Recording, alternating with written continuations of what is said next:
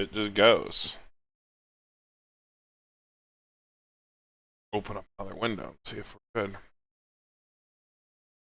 Looks like we are. That seems to be right. Yeah, it says we're going. Okay, all right. I will share that. Started.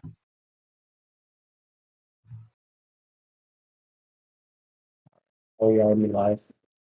Yeah, we are. All right.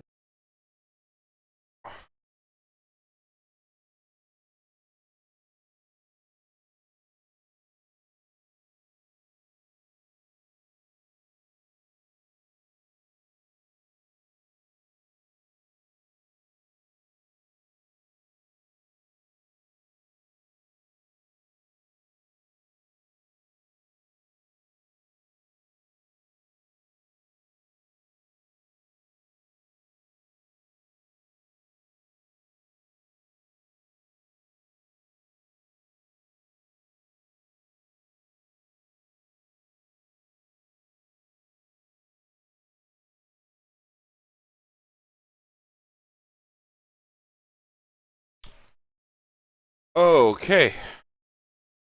What is up, everyone? I am standing in for Kit. Armin here for Burn One, joined today by Hanson and Dean. Hello, Hello. guys.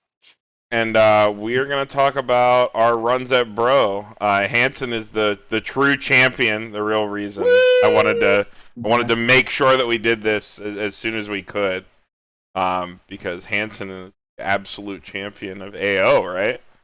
Yeah. That's awesome, Yes. dude. Yeah. Congrats on your new car. Oh yeah, Uh, that PR is going to be very sought after, and you got 4. yeah. Hopefully, the whatever Aaron combos they print is like actually good. Mm-hmm. I think the wildest thing about Bro as opposed to the in-person events is because of the collector broom, the prize from Bro is like better. I was thinking about that this morning. Like it's worth so much more. Well, kind. Yes and no. Yes and and no. The I mean, Lyrans were worth yeah. a lot less than like The normal Sakura or occasional the Goblin Slayer, right? Yeah, Well, well, not even like, that, but like even Amelia. isn't there less copies Amelia's of worth more. Amelia? Do what? And isn't there less copies of Amelia in rotation? Then I it think should be about so. similar to Goblin Slayer and Sakura. It's I thought it's there's, like, very minimal amount. Like I don't know if like Liran was like actually fairly cheap, all things considered. Compared, but like I don't know. I'm thinking because it's Attack on Titan, it's probably going to be worth more. Yeah, That's cheap just for there how- being 21 total copies to exist, or actually less because of the snafu. We have no idea what happened to Yeah, 4 of 15. them, or some amount of them, right? 6. Yeah, 6 of them, yeah. So we'll see, but it's nice to bring it home. More than anything, it's nice to Burn one number one. yeah, for burn free. one number 1. I think we're tied with WCC for team like team placings, because I know Darcy messaged me like early this morning and was like, WCC first place top 8, SPTCG's third place top 8, Burn One first place question mark, and guess we tied WCC. I couldn't bring it home, but thankfully Hanson did. Killed it. So I don't know exactly how you guys want to do this. I have all of our lists for each of our things. Dean, I know you're running AO. Ooh. Your running AO might have not gone as far as Hanson. So do you want to talk about your list there first, and then we'll get into Hanson's champion run? Sure, yeah. So my I have your round list on at screen. AO Yeah, so I entered with a absolute pile of Ruby cards. The reason being is you submit like a week before they lock in, and I'm like, yeah, I'll probably change this, but this just looks like a list of cards that I own. You submit like a week before, and my plan was to possibly change it, but you know, things happen and I forgot, so I guess I was playing that list. This is round. this is a pile, dude. this Ooh, it is is. this is worse than what you usually send me and tell me. This is Well, Yeah, so the thing is I was so I played with the Weiss combo with like the standby and stuff. And I'm pretty sure that's like the best feeling like early game package I could get with Ruby. But I always hated that like when my opponent gets to level 3 and I'm level 3, I feel like my list, sometimes it's kind of a struggle to deal the damage. So I was like, I'll play Yang, I'll play the Ironwood to be able to bounce back to avoid tap counter, be able to slam cancel burns on a couple lanes, just go. Okay, so when you lose the standby, you can't actually find a brainstorm in that list. It doesn't matter. You play 5 cards, you could still just like not find cards. Um, it was just awful. It was like truly awful. It was leagues below what I was used to playing. So not much really to talk about because round one I play. I would say a slightly inexperienced. What was he playing? Hololive? He was playing Kanata safe Mari, bet but for he seemed this like tournament. Huh? Safe bet for this tournament for it to be Yeah, all but alive. he felt like you could kind of feel that he was like not. He didn't play too much, or like even if he did play, like he wasn't too familiar with the deck. So I barely won because I mean my deck was barely functioning right. Mm-hmm. And then things kind of just went downhill after that, where the deck I was playing proved that like it just couldn't compete. So I went 1-2 at the end. Happens. And dropped. Okay. Yeah, 1-2 drop wasn't very exciting. There weren't many things that happened other than the fact that my top end didn't have reach and my mid game sucked. So yeah, deck was bad. All right. Unlike Well, Hanson's. yeah. Hansen's deck was pretty good. Some might say the best. yeah. So yeah, so you played Mushoku. I mean, you're very familiar with this deck. Did you make any changes from like Springfest or whatever going into this? Yeah. I think the only change I made for this tournament is like I cut the PR Rudy and I added in this Lilia stock kick. Like I Okay, yeah. realized like I was expecting like a lot more like Hololive in this like matchup, and that like PR Rudy really like doesn't do a lot against like a lot of these opening boards. Like when they slam an Aqua, killing it doesn't accomplish anything because they'll just like resolve Aqua anyways. Yeah, all it does is stop them from going +3 if you don't open Yeah. like a second Rudy runner. I agree with that. Mhm. I think it's been that's been like a holdover from like the Kaguya meta where like people were trying to fight against a lot of runners and like people just Yeah. never updated stuff. So that seems Yeah, like- that seems right. I realized that Lilia's like much better in that matchup because he can kick their Salvage Ricky, he can kick their Aquas, like, and also their Clock and Cores. Like actually came up quite a bit. Yeah, I can imagine with the amount of Hololive in this tournament. This is actually ridiculous. I'm waiting on the stats. I know a lot of people are compiling stats. I know there's the Clock Tower tweeted out somebody is let me see if I can find it. I'll actually put it in the chat now so that as people come in they can see it. There is a Alexander is putting together a list of what everyone played. I think this should take you there. Yeah, and you can, if you played in Bro, go in and fill out what you played so that we can get a full representation. Oh yeah, Alexander's in chat, I think. Okay, yeah. Yeah. Awesome.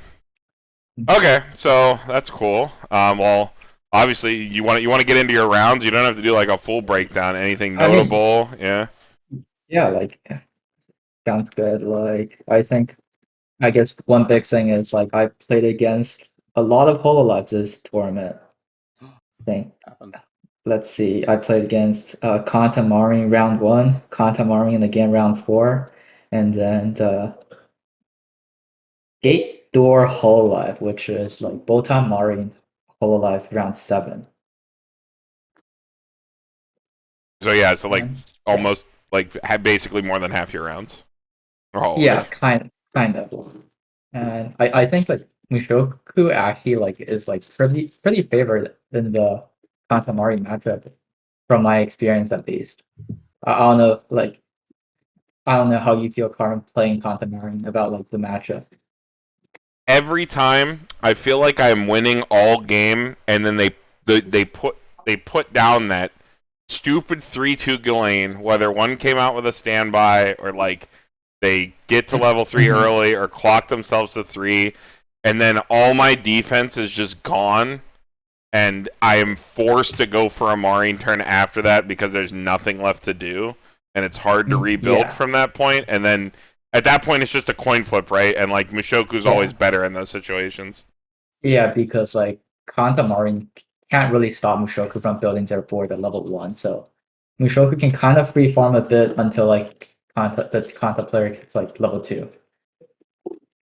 Yeah, I feel like you punt the mid game, you punt the early game, you come back in the mid game, and then Mushoku just like, I don't know, it makes it really hard for you at the top. Yeah. Oh, somebody's saying in chat, you do opt to play the yellow Rudy Stock Healer to give you a little bit more mid game resiliency that other lists don't have. Yeah. I think like I really like the Rudy Stock Healer because like sometimes you can like actually like when you like enter a new deck and like into a refresh, you like don't have the waiting room setup. Like the Rudy Stock Healer can like allow you to like maybe grab some things a turn before and like actually have like a waiting room in the new deck, which is pretty good. And like the heals, like having extra heals, like always nice. Oh yeah, for sure. Anything else like super notable about your run? Like something you wanted to talk about, or like your thoughts on just sort of how the tournament went? I mean, yeah, like let's see what else happened. Round 2, I played against Seven Deadly Sins on stream, and that game went pretty poorly. Like, did you lose that one? Yeah, I did. That was your one loss? Like that was my 2 losses in Swiss. I went X2 in Swiss. Oh. But yeah, if once like Busho finally decide to put the bot on, people can like go check out. Like I was like winning board the whole game, but like then my opponent decided to like do the Hendrickson combo onto me, and I just ate some fours. That's the strongest. Tendies. Powerful. Yeah. Wins games. It does. And let's see. Round 3 played against Door Standby FGO. And I don't know, like that deck is like weird. I feel like my opponent also ate a lot of damage and couldn't actually like show me how like that deck actually like what stuff that deck actually plays. I think it was part of like Was it Potion from Tower, I think. Oh, okay. Was it door like the big cigarette store into Lion King package but using standby? Yes, basically. Okay, yeah, Andy did a deck tech for that on the Pittsburgh channel. And I've played into that a couple times. It's pretty interesting. If they high roll, it can get pretty scary. Like they hit their 4 standbys and like they go off. Because like that finisher can like push a lot of damage if they somehow can get 2. But they got a high roll. They got a high roll to get there. Mushoku has built-in high roll stuff going on. Twin drive everywhere. For sure. And then round 5 played against Choice Door Ruby by June. Like that was like a pretty interesting list. Like that was like the John level 1 into like empty doors. Where he's just trying to do vital plus the restander. Finishing lines. I don't know the names, but like it's like a bunch of like top finishers from Ruby. Yeah, it probably pushes more damage than any other traditional Ruby finisher, to be honest. Yeah. And round 6, there was like 8 choice, go to Toba. What is it? The Miku level 1 into Ichika level 3.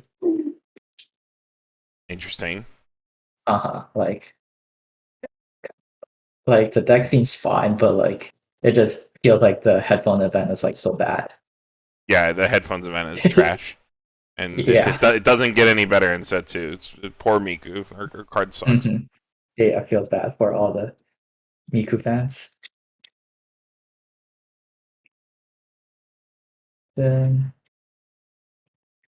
yeah, that was and then round 7 was my other loss. Like my opponent was playing the Botan Marin like combo and Basically, memory Hololive just with pants and yeah. door. It's like it's like memory Hololive, but it's like not playing like the memory payoff like early play, I think. It was like it wasn't playing weird. Polka. Yeah, it's kind of Yeah. weird. But like my opponent like Botan's just like pretty good at like compressing itself. It's kind of like Yuki. Yeah, it's just like the search one, foolish one, right? Just entomb something. Yeah, pretty interesting. Gives them like some like first deck compression too. Where like don't cancel early. Yeah. So going into top 8, like what were you expecting? It looks like you played a mirror in your first round.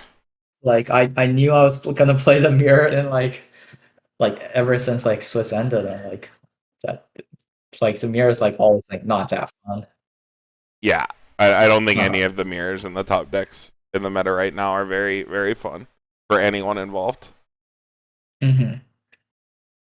Yeah, like I played against like Kisa, and I think like the difference maker was like at level 1. He was like I got to level 1 first, and I set up my Eris board. Like Kisa was like attacking into my board, like expecting like a climax trigger to get a second Galen on board, but like he didn't end up like getting it, so he had to like crash into my Erises. So like and he lost his like board as a result as well. So I think that kind of just like I mean the game. Yeah. When you get in those situations, sometimes you just have to bank on it and twin drive for your life and hope that you get the bigger power line to come back. Because like it's all downhill from there, right? Like you won at level 1 and just probably rode it. Yeah, that is how that goes. Well then, Kiso was also playing some anti 1k1 deck, if I remember correctly, and like an unreversible 1/1. Yeah, he did play that, but like I see him clock that card like pretty early on because that card does absolutely nothing. Yeah, absolutely nothing in the mirror. Yeah, it's worthless. Yeah. Okay. And then you moved on. You played into the gate door list again. The same person. Yeah. Yes, the same person, and like this time I think I was like having a bit of a better luck, and I was like able to like push, like set up my board and push early on, because like I think that deck doesn't have like very good ways to like contest like my board at level 1. So and like even into like level 2, his list like his only way to contest my board is the Suisse, right? Yeah, the Suisse early play, and I think he plays like 1 Watame. I remember the Watame coming down. I remember they had the Botan, but they didn't have any memory, so like they had to like snipe one of your level 0s on their level 1 turn. I remember that being something that had to happen in that game. Oh yeah, like I think both games I played against him, he did not have memory the first turn he hit level 1. Okay, yeah. I guess when you lean on Ramrus that hard, it's like really hard to fulfill that. Yeah, like, but I think luckily he hit like level 1 first both games, so like it didn't matter that much. But yeah, that could be a problem if like I hit level 1 first or something. And then finals, you played against Chutu. Right? Yeah, I did play against Chuchu. From what I remember, I was able to push my opponent like really like to level 2 like and level 3 fairly quickly, but after he set up the Chuchu board, like I was basically forced to like crash every single turn. You got a pretty significant damage lead, if I remember correctly. Yeah, I was like at level 1 while he got hit to 3. And like, yeah, level 1 Mushoku board cannot answer choo-choos, but so I just have to like kind of crash and like com- hopefully compress. I mean, that's the strength of the list, right? Even better because your list plays the early play healer, so like you actually have cards that you want to play from hand that you don't mind Like, slamming down. yeah, also like because of my list is also playing 3 Cherries, like Yeah, you like contrary to like, yeah, no other Mushoku lists who play less. yeah, for sure. Like your deck is like even better when you get in those situations where like, oh well, I have the damage lead. I'm just gonna crash out because I get hand back every turn, unlike other 8 standby decks. Yeah. And then it kind of got a bit scary when my opponent tried to like do his Machio like finisher turn and like just 8 of 5 Oh yeah, I do remember randomly. that. Yeah, you randomly 8 of 5 and went to 3. Like I think That's that pretty turns spooky. like that game my climaxes weren't spread out very evenly. I've hit like a brainstorm for 3 twice that game. Oh, I actually did have a question about that game. At the end game, you had the Lilia on the board. Uh-huh. I don't know if you didn't have a card in hand, and I'm suspecting this is why. Why didn't you tap down to stock kick the damage scryer? Did you just not have the Okay. hand to fulfill that play? No, I think it was just in the moment and I forgot that card was like a damage squire. I just thought it was just like an icy I kill. remember being on the couch with like my friend Zach and like screaming like, "No, Hanson, no! He's gonna damage scry. He's gonna live!" But then he died anyway. It was fine. So. Well, he lived that turn and Oh yeah, like he did live that turn, but then not kicking it actually almost costed me the game because like it wasn't the damage squire, it was the ice tail on the next turn. well, it's like we always say, it's really hard when you're in the sauce. When you're outside the sauce, you have perfect clarity, and you'll see that stuff. But when you're there in the moment, you're like, oh no, and you're like just playing off of it as best you Yeah, can. like in hindsight, obviously I should have kicked, but like I don't think I planned for like a turn later and him like 3 stock anchoring it. Yeah, like well, it Yeah, doesn't but matter yeah. because you're the Mhm. champion. Uh-huh. What do you? So Yeah. you get the 4 Aaron choices, a box, and like something else. I think. I don't know And the a price. certificate, I guess. Yeah, like the pricing for bro is like really good. Unbelievable. I wish that I mean we've said this before. I really wish bro winners or like bro top 3 or whatever got at the very least unpaid invites to whatever worlds they're doing this year, but I guess that's a like something to push for next year. I can understand their hesitancy after stuff that happened previous bro that they didn't want to do that, but I do think that bro and the online events is a really important part of our tournament ecosystem just for people who can't make it out to events and whatnot for whatever their reasons may be. It's an important part to keep alive. So we'll see what we can do about that going forward. I think it's something worth lobbying for if people in our community can be like, hey, like your pricing's really good for bro, and that's awesome, but like, you know, let's we're gonna have worlds. Let's try to make it a little bit more competitive. But I mean, it's competitive enough already. People really want those prizes. Yeah. Those PRs are probably like worth quite a bit, so Yeah. it's worth playing for it. Any other thoughts on your run before Dean and I hop into ours, Mr. Champion? I mean, yeah, I think in the end, like Mushoku's still like a pretty strong deck. Like people were, I'm pretty sure there's like people saying like Mushoku falls off like a lot after like Damachi and whatnot like enters the meta, but it's still good. Yeah, I think, you know, it's kind of copium saying it'll fall off here, it'll fall off then. But I do think 8 Standby Quince is going to make it fall off a little bit more than Danmachi. Because Danmachi has some has some stuff going on against things that aren't Mushoku. Which, you know, I guess Dean can talk about. Dean, you want to talk about your EU run? Yeah, so I bought Danmachi because Kit told. I mean, people wouldn't stop telling me it was good or something.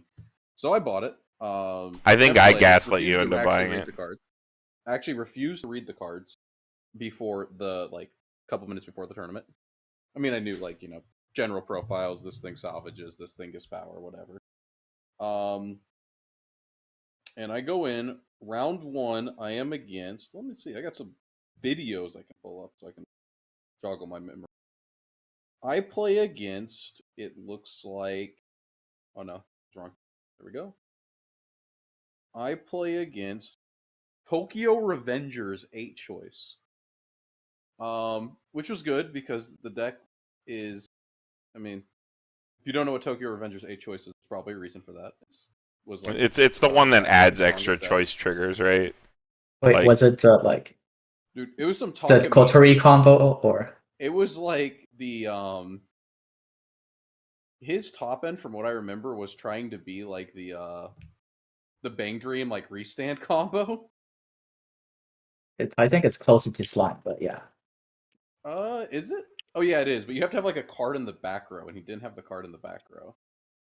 So you know his deck was not 100% functioning. It was giving him a hard time. But yeah, so I play that game out, and not a whole lot really happens. I'm just trying to get used to the deck, and I hate to say that that's what I'm doing in a tournament, but you know I had 0 games on the deck, so I wanted to like feel it out. Bell level 0, pretty good, definitely the double plus. We like that. And then I start to realize that this deck, your hand is usually garbage. All you get are the Hestian Knives to hand, and they don't actually find you your Bell back. So I don't know what I'm supposed to do with that deck card, man. I'm not going to lie. It's a lot of praying that you can Find good attackers. get Pyeongkichi. You have to either have to hold or rip Pyeongkichis and Firebolts off your checks, draw ditches, and Welfs to get your bells back to play the bells again. Like when it goes right, it's sick. The issue is doing it every single time, every single turn. And when you need to, right? Next game I play against Choice Standby Ruby. That deck, I mean, like I know 2 of them topped, but I still don't. I personally don't like that build of Ruby. It didn't do a whole lot. And I was able to use the bells to like clear the Piras when they came down because they don't play assist really. So then I was 2-0. Round 3, I fought 8 Standby Mushoku. He did play 1 once, so that was pretty big, right? Not 1/1 Eris's, but I meant the 1/1 that can't be reversed by cost 0s. Carmen, you actually questioned about that after. You're like, I didn't even know that they had that profile. What, in Mushoku? Right. Yeah. That one was a little bit rougher, but once again, just being able to clear anything that wasn't that he put on the board was, you know, pretty big as far as like for my tempo. So I managed to win that one, and then I was 3-0. Then what was the next round? The next round I played against Taya. She played Choice, Pants, Bang Dream. I could not draw 0s to save my life that game. It was pretty rough on that end. So I ended up taking a loss there. I think I put 1 attacker down at 0, and then I was stuck at 0, and then I only played a single attacker again. Definitely not what you want to be seeing when you're in the middle of the tournament, right? And then I think I died like from like not even level 3. I think it just like got hit and died. Just exploded. Yeah, exploded. I mean, it's what happens. I think it was like the if I'm not mistaken, the level 0 Bell like clocked a climax and then just left open lanes, and I took some absurd amount, like 10 damage in a turn. I think that's like the big problem is like the stabilization tools in Danmachi aren't there. It's like you need to get lucky at the beginning and then like start like you kind of do, yeah, riding that luck, right? If you have a poor opener, you really feel it. I think that's Danmachi. Not only a poor opener, but if you if like that Bell clocks a climax, it's like your actual cards in hand can be fine. You just eat too much damage and die, right? Yeah, because it opens up 2 lanes and you punch yourself before attacks. So It's you could brutal you could take a lot of damage potentially. and like really fast. Round 5. I Oh fought my god, Mushoku James again, the true king, supporting every Voice Schwartz content creator. He's a king. Thank you. Continue, Dean. Yeah, round 5 I fight Mushoku again. That once again, I think that's like super favored on my end. Just because of the nature of the deck. Round 6 was really funny. Not for my opponent, kind of bad for him. His webcam failed before round 6. So he comes in, he's like, my webcam died, I guess you get the W. So now I'm pretty hopeful, right? Because I am currently 5-1 because my opponent left. Strong. Then we had to play round 7. And I got to fight, what was it? Bang Dream. To fight Bang Dream again. No, sorry, not Bang Dream. Hololive. Kanata. No, wait. It was not Kanata. I'm really bad at remembering these. It was Korone Rushia. Mm-hmm. And I think it's like my first clock is a pants. I get hit to 1-4. Put down the bell, clock a climax, go to 1-5. Put down my attackers. I think my hand is like 3 climaxes at this point, by the way. I resolve combo, and then he swings again, and I go to 2-6. And then the next turn I'm 3-4. And then just like, well, it's I'm eating 7 damage a turn. Guess I bubble. And bubble I did. You got 9th, right? I got like oof. 10th. 9th or 10th. Well, Dean did record every single game he played, and he plans on doing some game commentary over the next week or two, as fast as we can get those recorded. But I mean, you said you wanted to go over some of them at least. I do. I mean, I will probably go over all of them. I mean, I'm not gonna like not do a game just because I ate 10 damage. Those games happen, right? I mean, yeah, it's important to showcase the games where like you got to try to play yourself out of things that go really bad. Because like, what are you supposed to? I mean, like that was like the problem with like Danmachi, right? If you're playing Kanata and you eat like damage, you just slam them down and heal 3, and then have your board out. When you're Mushoku and you play, or not Mushoku, if you're Danmachi and you only have like 2 healers, and it's a pretty big resource commitment to even get them, right? Because it's like 2 stock versus Kanata is like 1. Yeah. So it feels a lot worse to like eat all that damage. And I was actually surprised at how I felt like Danmachi had much less deck speed than I thought it would. Because like you have to get the torch, and then you don't really have to wait, but you kind of have to wait, right? It's like I'm not the kind of player, I don't believe in torching randomly. Like once the torch is in my hand, I wait for my turn cycle. I mean, you have a whole video on that about how it's torching when you have climaxes in deck outside of like very specific situations is literally playing blackjack. Yeah, it's just playing blackjack. So I don't like playing the blackjack side of the deck. So I just don't. I think I did one time because I wanted to draw drop because my hand had too many climaxes. I think that's the big reason to do it. Yeah, is to like draw drop in your opponent's turn to like ditch a climax or something. Yeah. But yeah, that one was a little rough, especially because. So I don't know. Did any of you guys play NNA? Yeah, Carmen did. Yeah, I did. Yeah. Yeah. Oh, I did as well, but I scrubbed. Yeah. You scrubbed. Yeah. You had more important things to focus on. What was fun about EU? What was fun about EU is that it's terrible to enter all 3, right? But I did enter all 3, and I was really excited. I wanted to play my Ruby. Sorry, I'm going to take over the my NA run as well right now because. Okay. Yeah. Go ahead. My NA run is like 5 seconds. I was really excited. I wanted to play this Dust Standby Ruby list. Prove to the world this list has. If you can send me that, Dean, I can put it in the chat or something. I don't have the picture for it. Oh my god. I do not know where my list is. is the problem.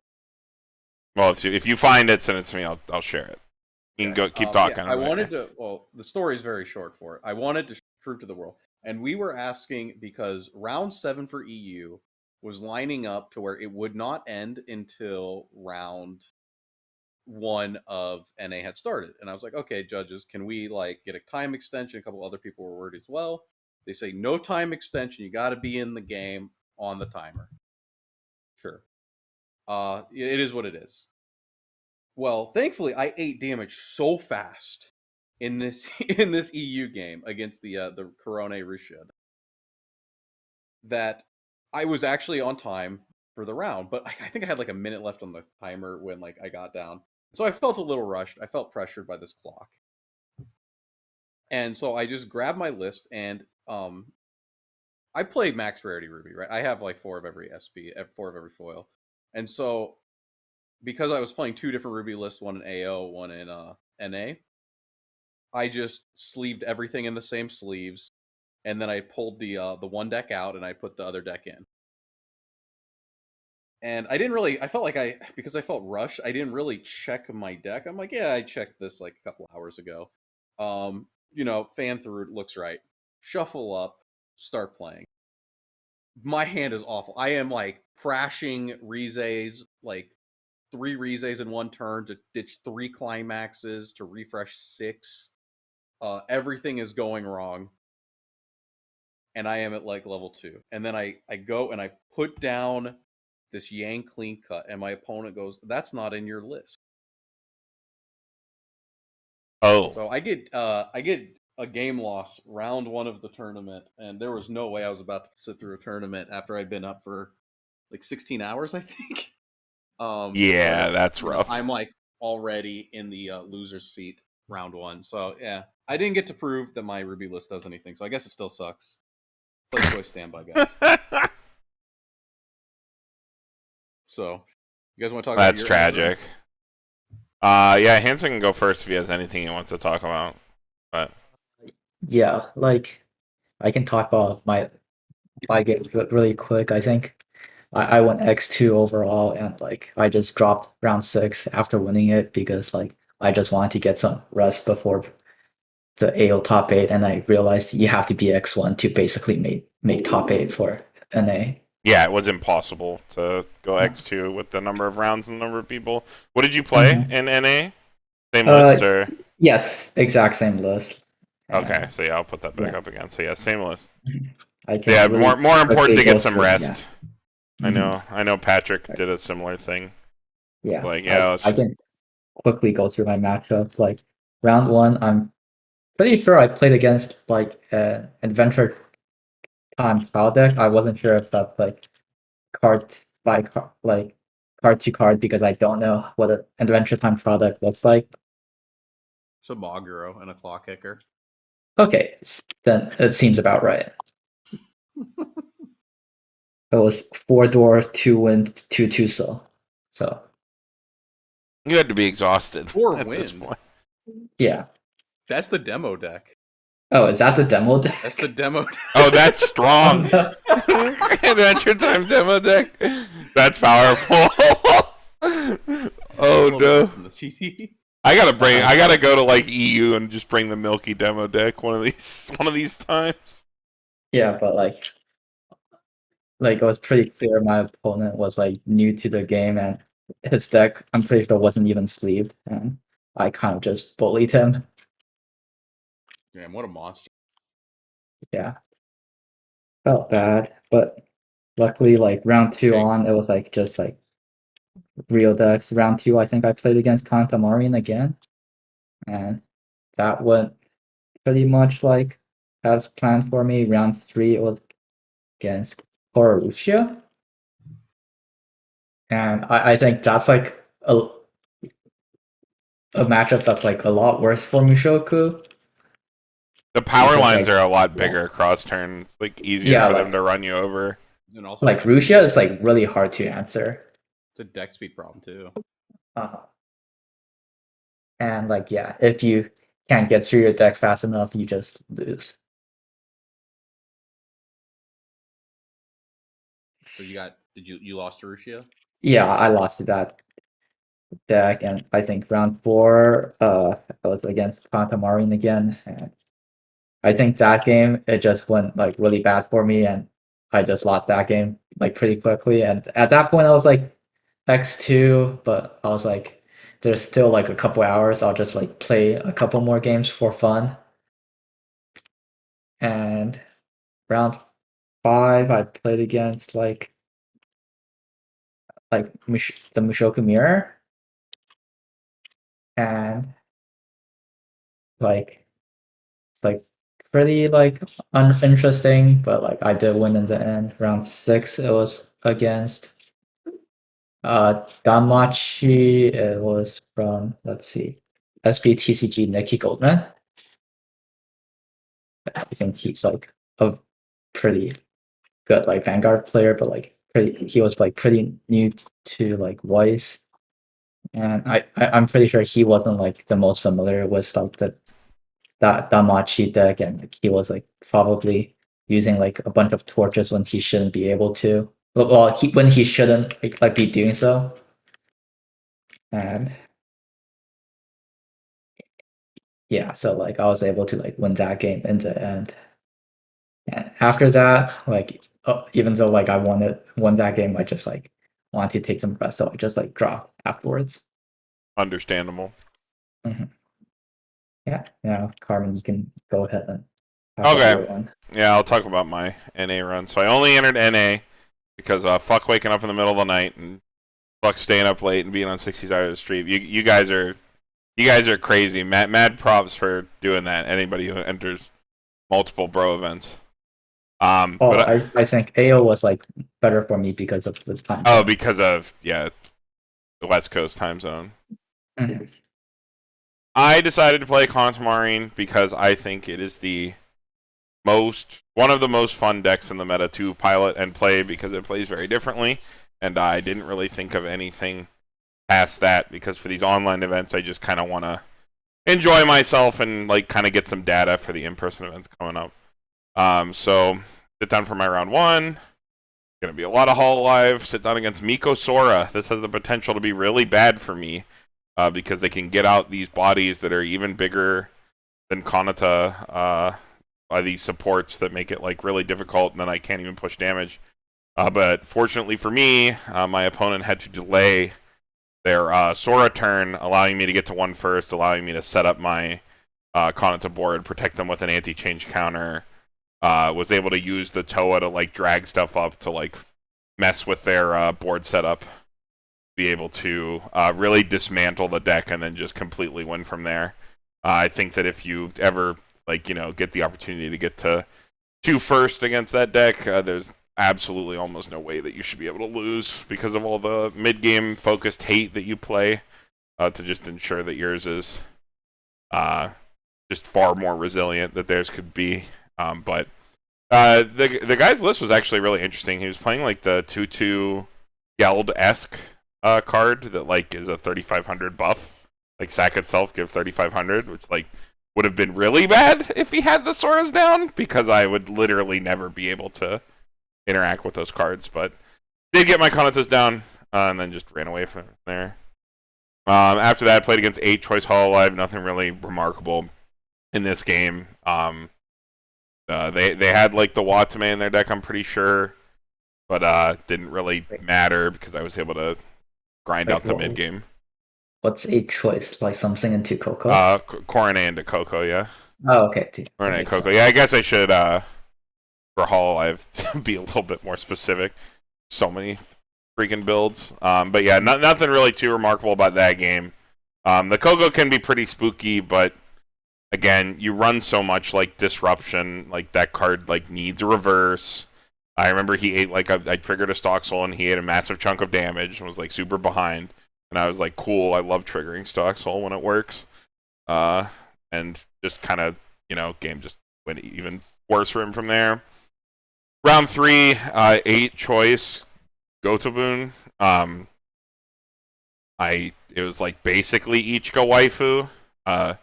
Mad props to him for repping what he wanted to rep, but that didn't do well. That deck punts the mid game to try to set up for a crazy finisher. And you know what Kanata Marin's really good at? Grinding the mid game out and making it so your opponent can't do anything. So finishers are rough nowadays. yeah, it's like if you're trying to like punt the mid game and go into something like super crazy like Ichika, and you run into stuff like Rushia or Kanata Marin or like 8 standby Mushoku that can just like put out this really disgusting stuff in the mid game and just make your life hell, you're just gonna have a really, really bad time. But you know, people love playing those kinds of decks, and I believe that person made it pretty far with their Ichika waifu, so props to them. I played against Roy on 8 standby Mushoku again in round 4. It's really funny because this was like a rematch for when we played in New Jersey. The game went actually really, really similarly. I, executed my game plan fine, got to 2 first, developed my board, was running over Mushoku's shit, and then I have one little run of bad luck, and this one it was, I brainstormed just to get 1 card, to get an extra card to like put down another Kanata to get another heal, just so that my hand isn't like super cringe. I hit 3 on the brainstorm and like draw 2, and one of them's an additional climax, and I go, oh, I'm dead. Like my deck is super thick after this. Like hitting 3 on that was like not supposed to happen at all, especially not drawing an additional one. And you know, Roy's a good player. He recognized that things went poorly, and then he grounded in and killed me. Because you can't really recover when your opponent realizes that they should just double Rujerd to clock themselves to 3 so that they can play Ghislaine so that you can't interact with them anymore. You know, Kanata Marin's a quote-unquote cool deck, but Mushoku's a quote-unquote even cooler deck. So, is what it is. Moving on, played against Hodsu in the mirror. The mirror is the worst fucking thing ever. I wish it upon no person. The Kanata Marin mirror is terrible. I think we sided each other out for like 2 to 3 turns at level 2. It was not a good time for either of us. And I hit a point where I was like, well, I just have to go for it. He like triggered a climax here. Like I'll never get a better opportunity, and just like went into triple Marin and went for it, and was able to seal the game. But like that matchup is absolute suffering. He did try to lock me, and I had the double Miko infinite clock on core out to get to 2. But like I still think that in the mirror you have to go for those locks and pray they don't have it or don't have a way to get into it, because if you don't, like you lose anyway, so it doesn't really matter. Moving on, another Quince deck, bar choice this time instead of 8 choice. Same problem. You can't play decks that punt the mid game into Kanata Marin pretty easy. From there, even though my opening wasn't great, I was able to just be like, okay, I'll have like 2 turns of Kanata and then triple Marin, you're dead after they trigger a climax. So like, can't just punt the mid game and try to compress and pray that you're not going to eat open swings, because Kanata Marin will just eat you alive for that. Last round, I queued Danmachi. I was pretty thankful to queue Danmachi. I think that Kanata Marin bodies that deck, because it is another deck with like a pretty poor mid game outside of just looping bells. Like, yeah, they can like go to hit over your Kanatas, and then you pay 1 to replay your Kanatas and heal. As long as you prep for that, it's pretty fine for you. You also have the Toa to drag up their Brainstorm and Wealth, and then they like literally struggle to play the rest of the game. So I was pretty happy to do into that in round 7, and I was able to sneak into top 8 with a what was that, 6-1 record going in, which kind of surprised me. I started I did start imbibing around round 3, which got progressively worse throughout the day. But it was nice to be able to make top 8 with this list, because I think this list is like super fun and super powerful. My top 8 was pretty unremarkable though. I queued into Johnny, who is also on Kanata Marin, playing a really cool mirror.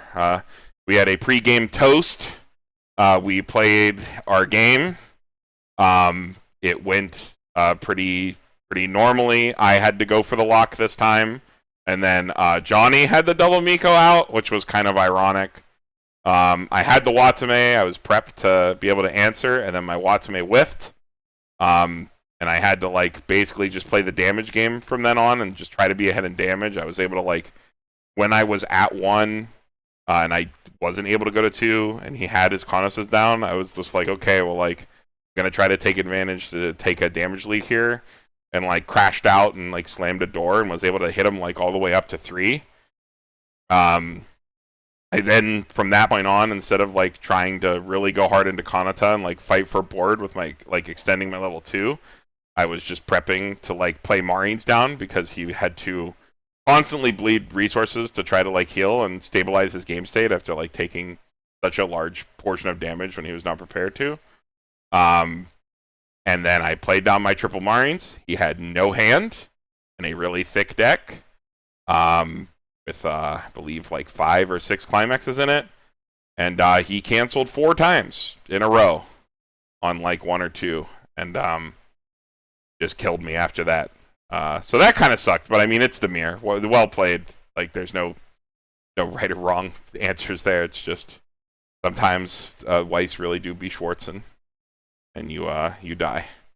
And then he went on to get Ultra canceled on by Danmachi after that, which is pretty unfortunate. And then Tyler also was out, so all the Konatamarines in NA unfortunately lost early. But thankfully Darcy, who we all lifted the exact list from for the most part, was able to win AO or EU, not AO, EU, which is awesome. But yeah, that was my run. I don't really have any other comments other than it's fun to play these online tournaments and to have a couple drinks and just kind of chill it out and not take it as seriously. But pretty fun time. I'm happy I entered, which I usually find these tournaments to be a big grind, and you sit at your desk for a bazillion hours and not much fun. But you get in voice chat with your bros and talk about getting sacked and have a beer or two and have a good time. Yeah, for sure. Also, I can't believe people think Konatamarion's bad. I know it's like a meme. We keep meming, but like, oh my god, I cannot believe people think this deck's bad. mean, Skill diff, I guess. I don't know. It also just plays like a lot different from like decks people usually play. You have to like make like sacrifices for your like level 2 big turn. Like early game. I'm gonna use the forbidden term. You have to understand when it's like the right tempo play to push yourself to the next level. Ooh, we love tempo. Yeah, I mean, like I unironically think that's like this is like one of the times it really does apply. Game. It always applies. It's a real word. I'm coming around, Dean. I'm coming around, Dean. The only hater of tempo was Pattywagon, and I will drop names because he deserves shame for that one. I'm coming around on using tempo more often, especially with like these kinds of decks that are coming out. Okay. That's the meme, but I'm talking about like realizing that the game state is like, oh, I should go to 2 here. There's no reason for me to be at 1 because I make a more impactful play by putting myself to 2 and putting out my Kanata board. Or like similarly with the TRV list, right? It's like, okay, I'm putting myself ahead by like abusing this damage inequity because the second I hit 3, I'm gonna just kill my opponent because I swing for less damage every turn than them. I wonder how those decks rounds like specifically went. I would love to be like a fly on the wall for every single game of those TRV games because I feel like that list over like extended games, it would be interesting to see like what it folded to, how it like worked. You know what I mean? That'd be cool. I didn't have my cards in, so I unfortunately could not do that experiment myself. Because if I could, I would have recorded like every single game and like actually like try-harded with that list to see how it would go. But I will get my cards in tomorrow, actually. I'll be able to test that finally. I mean, that list has to like absolutely implode randomly, right? That is my inkling. That's the only thing that keeping me from thinking it's like truly English LSP. Like there have to be holes in it. Like when I'm reading it, like it can't be as rock solid. Watching it get played, there's just like turns like that your opponent just double cancels and you're just so far behind randomly. Yeah, that deck can get really behind sometimes. It lives and breathes off of first deck. I mean, but that's like there's a lot of decks like that. Oh, like if your opponent just cancels you out, like on your 2 swings, you lose. I can see that. It also like folds, like because like people are really excited because they're like, oh man, it could deal so many packets of damage and kill your opponent from 2-0, and then you watch it against the Mushoku deck, right? And it's Mushoku standing there with a tap counter and like 15 stock because they never had to replace their board or do anything. And you're just like, well, it doesn't look too impressive, right? It doesn't look too impressive. It's like if your opponent cancels like 1 swing every turn and they take, you know, so many free turns and don't have to spend any stock, then they have just as much stock as you and don't give a shit, right? Yeah. So yeah, we'll have to see. That was definitely something I was thinking, because it's not truly like LSP, where LSP had. So disgusting. I think in some matchups, if like the opponent's like able to push themselves to 3 first and have like a stock swap or something, it's like just all elusive. Yeah, I think it'll also just randomly fold to all of the level 0 stock swap decks running around. Like people still playing Slime. As long as people continue to play Slime, that deck will just have a random like insta fold, like somewhere in the meta, and then like if you know people play Kaguya after Kaguya 2, that comes back. That also has a level 0 stock swap that every Kaguya deck would play. Even like the 2 most popular decks, like Kantamari and like Mushoku, like they both have ways to like clock themselves to 3 if they want to. Yeah, exactly. Like Ruijerd search Ruijerd, or just Miko over Miko. Mm-hmm. Just go forever. Yeah. Mob does have one. Mob also has a top end with a lot of reach. Yeah, Mob does have one, yeah. Mob cannot clear a 7k on defense. Power line problems. Damn. Unfortunate. I mean, the deck is cool. It's just nice to see something different, but yeah, I just think it's like more of a meme than like actual fire. We'll see. I'm excited to try it, mostly because it's different. But even if Kanatamarine is the good different deck, I'm not upset. That deck's fun. Although now I don't know if I can take that to BCS, man. I can't play mirrors with that deck. That is, Jason was right. That is just terrible. That is the worst thing ever. Because I feel like it really is decided on just like who has the better game, who goes first, because then if they go first, they have the initiative to be able to go to 2 first. When you're going on the normal back and forth, it's like really hard when you're playing, you know, the same deck with all the same clock effects to, if you go second, get yourself to 2 first, outside of like just dead drawing and not like getting your self clock stuff. And if you don't get to 2 first, you kind of struggle unless you can get pretty lucky on like exploiting your opponent, like triggering or being in a bad deck state, and not expecting you to be like, okay, well, I'm not gonna play my Kana to slam Climax and just try to push some damage like I tried to do in finals. But you know, then Weiss can still happen, so you never know. It's a very terrible mirror, and I don't think the Mushoku mirror is something I want to play either. That doesn't sound too fun. Ooh, so don't worry, we will I'll see. give you the good list. The give good you things list. like Yang. Oh my god, no. Yang top end. No, Ruby. I will not play Yang top end Ruby. Ooh. I think I played one list with Yang top end in it, and I was like, never again. It is. I'm not gonna lie. I think Bar Choice was a better deck, and that was a joke. Bar Choice was what I played because Andy handed it to me once.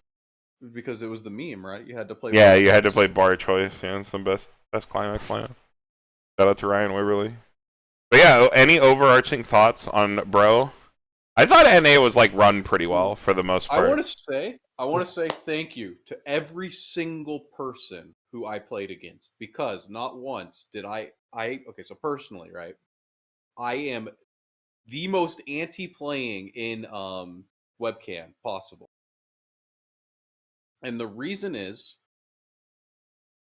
I hate when my opponent puts climaxes at the bottom of their deck. Because I'm sorry if you do it and you don't mean to, you don't mean it maliciously.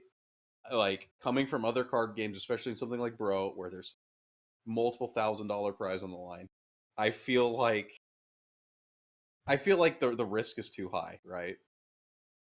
I know there's a huge debate about that, but I think it's like, in my mind, people organizing their stuff during the game, it makes me a little sussed out. Not a single person did it this time, and that's what made the tournament way more enjoyable for me than the last one.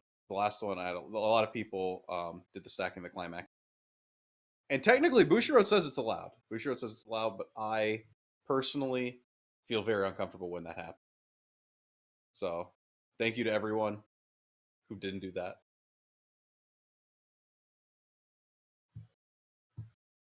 Anything else? Did I just open a can of worms there? I'm not going to address it. It's personal preference. It's not something you have to deal with even if you don't like it. It's like a non-issue in a real in-person setting, so it doesn't really matter. In person, you just shuffle. Yeah. Yeah, it doesn't really matter. I thought the tournament was run pretty well. Like no issues, like going from round to round. The only weird thing is like in top, I don't think they realized how the them dragging people from room to room like caused people to have their Discord client crash and have their cameras go out. Because like they'd be like, okay, report to this table, and they'll be like, okay, we'll drag you, and then they drag you into another room, like you know how like a mod can like move you from a voice channel to a voice channel. When they do that, your camera goes out. For a lot of people's webcam setups, depending on what webcam you have and what kind of software you use, when you turn your webcam back on after being dragged, like a channel move that you do not initiate, your Discord client will most likely crash. And then you rejoin as quickly as you can because you're like, oh shit, my client crashed. And then the staff running the event are like, why did you leave the call? Like, why are you not in here? And I'd be like, dude, you dragged me and it crashed. And I was in the middle of telling you that this would happen when you would drag me. And you dragged me anyway and you stopped listening to me.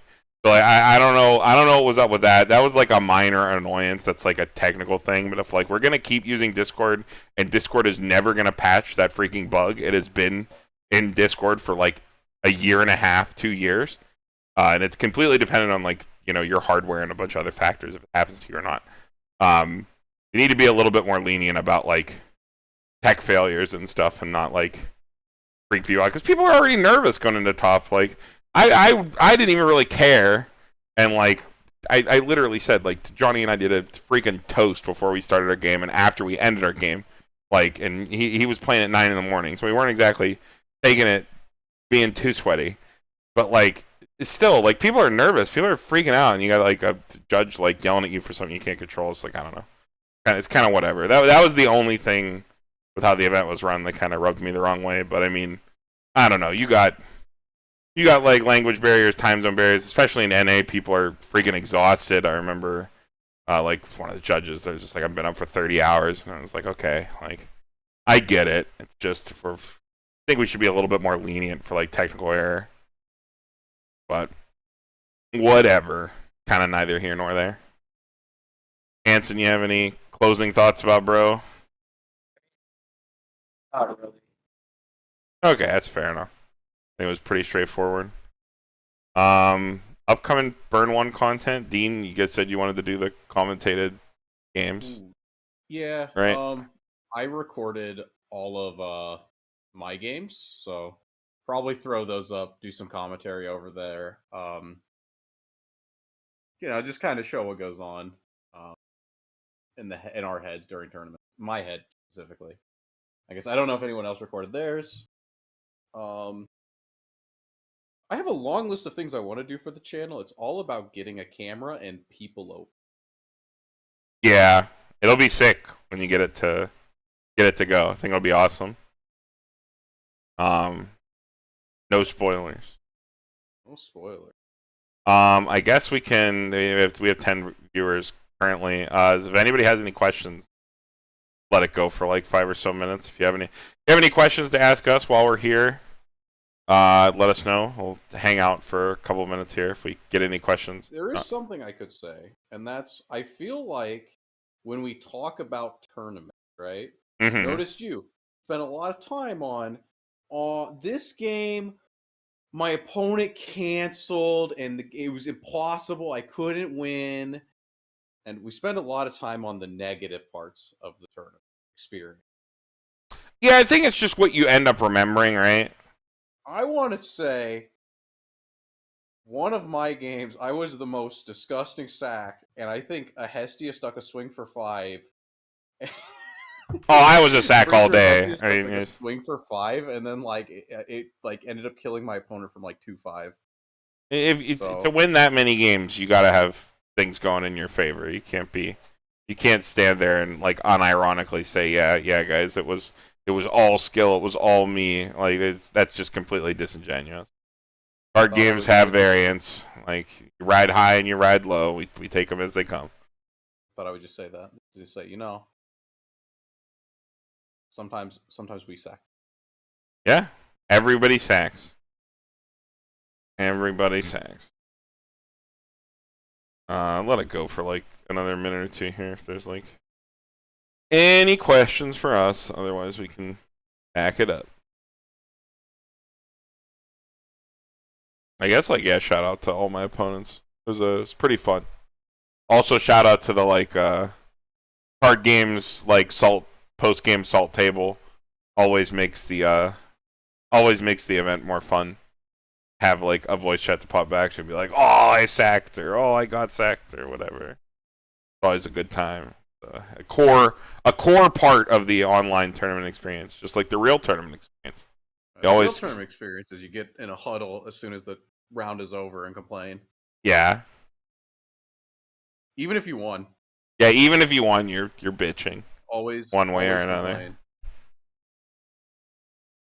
All right, it doesn't look like we got any questions. I think it was a pretty straightforward stream. Mostly just wanted. I know there wasn't an announcement or anything this time. We'll be better about that.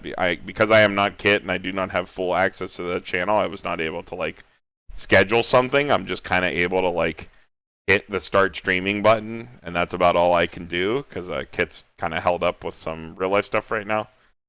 But I just wanted to get something out there as quickly as possible so that people had like. They have the VOD to listen to. If we do it as a stream, it's instantly on YouTube, and people have the VOD ready to go whenever they want to listen to it. So. All right, with that, we can wrap up. Burn1 signing off. We'll see you guys.